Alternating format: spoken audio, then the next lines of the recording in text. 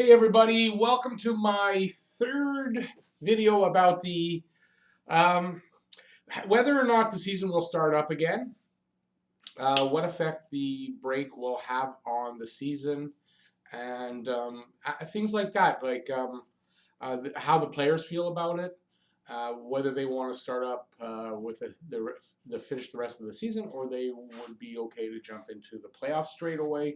So things like that, and that's all right here at Talking Habs, the home of Habs hockey, where everything is dedicated to the Habs and all things hockey. So if you're a hockey fan, because this isn't a Habs video, and you want to see more videos like this, head down to the bottom there and subscribe and ring that notifications bell, and that's going to get you your daily fix of hockey videos from Talking Habs. And if you like the video, give it a thumbs up because you'll be on your way down there to subscribe.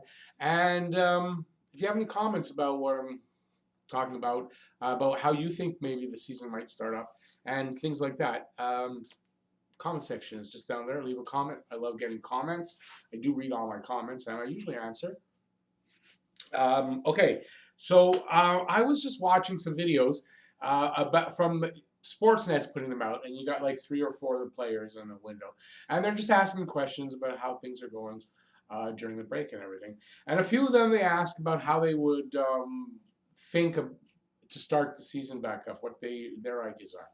And I was a little surprised because I think to a man, they all would not really like to start with the playoffs directly. And this goes to the, I guess the reason why the NHLPA, when they put out some kind of a statement of how they would like to see it done, and they want to finish the regular season, even if it really makes it late.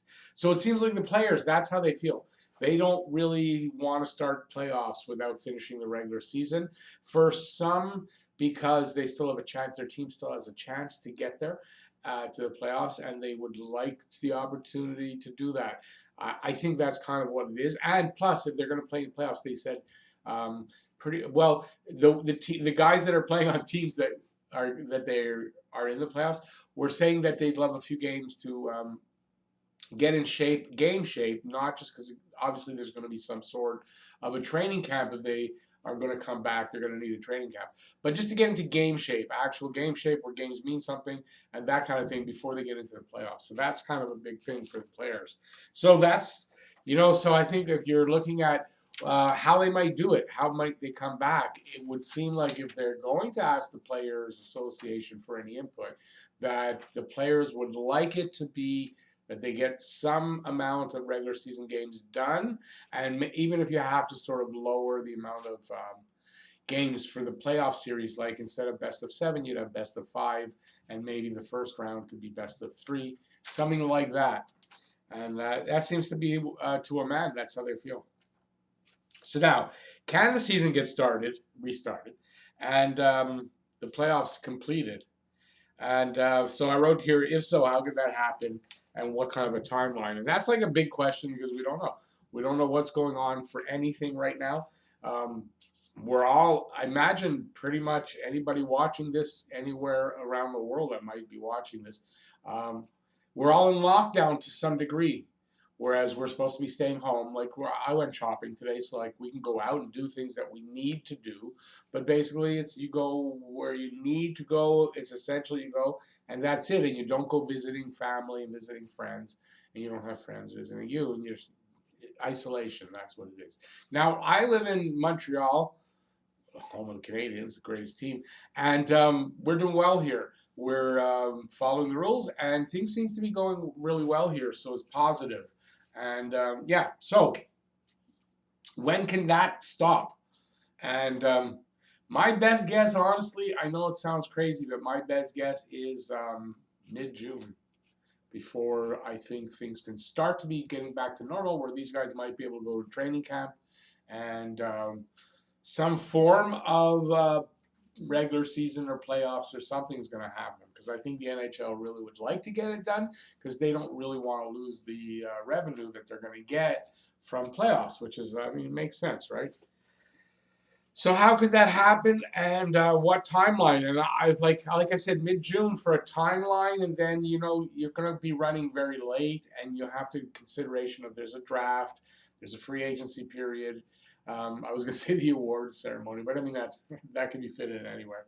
But I mean, there's a draft. You know, you need to have time for that. You need time in between the draft and in between the free agency period. And then once that period starts, the free agency, you're going to need the guys that are signing to new teams and moving around and being traded. You're going to need to give them a little bit of time to get adjusted to their new situations, find housing, find whatever. They got families. I mean, you have to give that a little time. So, you know, you got to figure that there's got to be a time, like a date where it's no man's land now. You can't accomplish anything. And I still think if it's mid-June, and I did a video on this, I think if it's mid-June, I think they can get the playoffs in. I don't know about getting 11, 12, 13 regular season games done, because most teams are right in there. Montreal is 11 games, but it's between 11 and 13 games for all the teams. And I don't see that you have time to do that if you're finishing that late. Now, if we can say that by mid-May, they're starting to, be able to do a training camp, you might be able to get the regular season done. It depends when things come back to normal. And for that, it's an unknown. So we can prognosticate it, but it's not going to be accurate. So my best guess is mid-June, and I'm getting this from a video I saw where it was on CNN, and they were talking. It was Bill Gates was talking, and Bill Gates is working amongst these. Like he's doing these things. He knows what's going on in that, and his best guess for the U.S. was mid-June. So I'm going to go with that and I'm going to stick to that. So that's a timeline on how it can happen. I mean, there's a ton of different scenarios that are out there. I gave one in that last video that I did. So video number 2 in this sort of impromptu series about this, what's going on here and how things might come back to normal. And I guess there's so many, I've heard so many different ways. I can probably sit down and come up with 10 different ways they could do it. So it's kind of an unknown as well. But it helps to know that the players are kind of looking like they want to play the regular season. So you got to have that in mind when you're thinking of that. But I still think it's an unknown, and we can talk about this one and that one and that one. And I did a video, I gave my ideas, but I mean, it doesn't mean it's going to happen, that's for sure. So now, how is this going to affect when they do come back? Because eventually, at some point, they'll come back, whether they can finish the season or not, finish the playoffs or not. There is next season, and they're going to come back. So, say they can't finish, and they don't get the regular season games in, but they do get the playoffs, but at a not as many games and all that. It's going to affect them because that means less revenue. Less revenue means that the cap can either do 3 things. There's only 3 things the cap can do. The cap can stay the way it is. I think it's 81.5. It can stay there. It can go up, which I really doubt if they've lost a lot of money. I don't see the cap going up. Or it can go down, and that's a really bad thing. Look, staying the same or going down is bad. And if they're not going to get the playoffs in, it's more than likely going to do one of those 2, and it's not going to go up. So that can affect teams that are already up against the cap, so they're going to have to shed some contracts. So you're going to see older players, like a Patrick Marleau who found a way, and Joe Thornton, he's not going to find a spot. Players like that for next season, they're not going to find spots. So you're going to see that. You're going to see some fringe players also not find a spot. And more than likely, actually, you're going to see the middle guys so guys with sort of big contracts, but not super big contracts, they might have trouble because you can get rid of those contracts, bring in guys that are almost as good, but making a lot less money, young guys. And so it's going to be good for the young guys, the guys on their ELCs that are the minors. You're going to see a lot more of them come up. There's going to be a difference. And I think that unless they can get all the games in and everything, the cap is going to be affected somehow. And if it does go up, it won't go up by very much. So there's talk about it going up 7 million or something. I think that's ridiculous. I don't see that happening. If they sign the new contract for the TV, which I think comes next season, not this season or the upcoming season, it's like another season, next season to play, and then I think the contract's up. Then, when they sign a new contract, that kind of revenue might be able to put the cap up that kind of 7 million or something. But I don't see that happening, not in this season when we've had this kind of a break. Because no matter what, even if they can play the games and get the playoffs in, there's going to be some kind of effect financially because they've got this break that they weren't expecting. They're paying people some money. I mean, I don't see it not affecting them in some way. And we'll find out when the season starts up again or next season comes around. Now, for free agents, I heard something about that. It's going to be kind of a big difference. To be a free agent this season with the unknown cap and all that, it's going to be different.